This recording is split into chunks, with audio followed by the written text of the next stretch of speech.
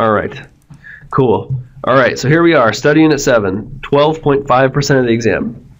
And I got this 12.5 from that content outline I sent everybody. So if you need to revisit that to know how each section is weighted, please do. This one is worth about 12.5%. Here we go. We're talking about financing and activity measures, so a lot of ratios here. And I can say that some of the ratios have really, really good questions in the book and online, but not all the questions are addressed here. Some of the questions are actually pretty easy in this section, in this study unit, in the slides, but there's more in-depth questions in the book. In addition, because activity or financing and activity measures are the ratios that we're going to be talking about, because they deal with ratios of numbers that are reported on the income statement and the balance sheet and the statement of cash flows. What you're going to see in questions on the exam, you might be given an entire balance sheet and you're asked to calculate the inventory turnover ratio, for example.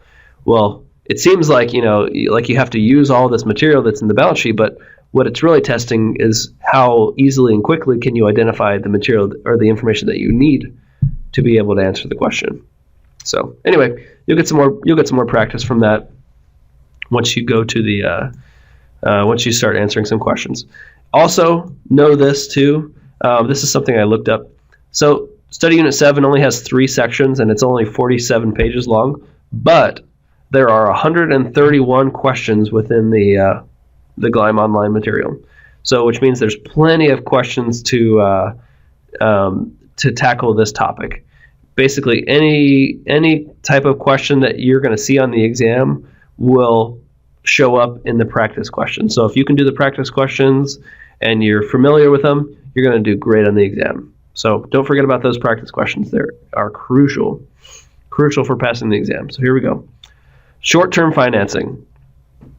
Basics of short-term financing. So companies will often produce short-term financing to obtain funds for short-term activities. So that's duration matching, or matching the duration of your short-term liabilities to your short-term activities. Duration matching, or maturity matching is another word for it too. Some loan terms describe discount rates using basis points. Okay, so this may be a new term. A basis point is 1/100th of a percentage. So I put an example here. An increase of 50 basis points is an increase of 0.5%. So going from 1% to 1.5% would be an increase of 50 basis points. That's going to be important to know because in the questions on the exam, you may be given a scenario where you're told what the basis point increase is, and you'll have to know how to convert that to percentage points. So just know a basis point is 1/100th, and 50 basis points is equivalent to 0.5%. So there you go. Sources of short-term financing include market-based instruments, spontaneous sources, that is not your rich uncle, and then commercial banks.